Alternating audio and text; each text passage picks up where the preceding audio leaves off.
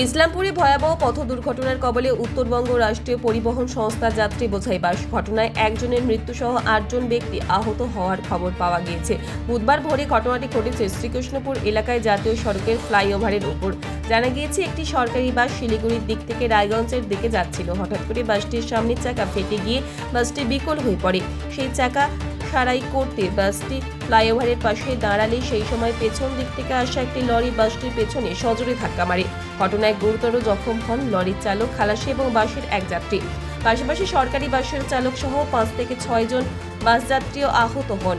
Tyre ফাটা এবং দুর্ঘটনায় ব্যাপক আওয়াজ শুনে শ্রীকৃষ্ণপুর হাই স্কুলে থাকা কেন্দ্রীয় বাহিনীর জওয়ান সহ স্থানীয়রা ঘটনাস্থলে ছুটে এসে আহত ব্যক্তিদের উদ্ধার কাজ শুরু করেন।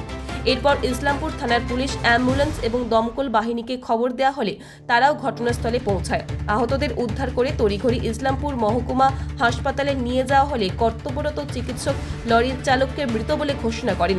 যদিও মৃত ওই চালকের নাম পরিচয় এখনো পর্যন্ত জানা যায়নি। অন্যদিকে গুরুতর আহত লরির খালাসি এবং বাসের এক যাত্রীকে উত্তরবঙ্গ মেডিকেল কলেজ ও হাসপাতালে রেফার করা হয়েছে বলে জানা গিয়েছে। এছাড়া বাকি আহত ব্যক্তিরা হাসপাতালে চিকিৎসাধীন রয়েছেন। এই দুর্ঘটনার জেরে শ্রীকৃষ্ণপুর ফ্লাইওভারে বেশ কয়েক ঘন্টা যান চলাচল ব্যাহত হয়ে পড়ে। যান চলাচল স্বাভাবিক রাখতে পুলিশ অন্যান্য যানবাহনগুলিকে জাতীয় সড়কের সার্ভিস রোড দিয়ে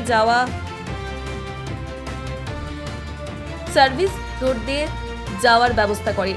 এছাড়া ক্রেন এনে দুটি গাড়িকেই ঘটনাস্থল থেকে সরানোর ব্যবস্থা করেন পুলিশ।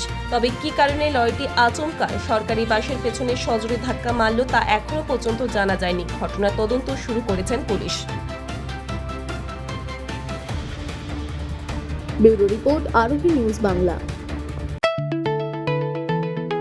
দেখতে থাকুন আরোহী নিউজ বাংলা।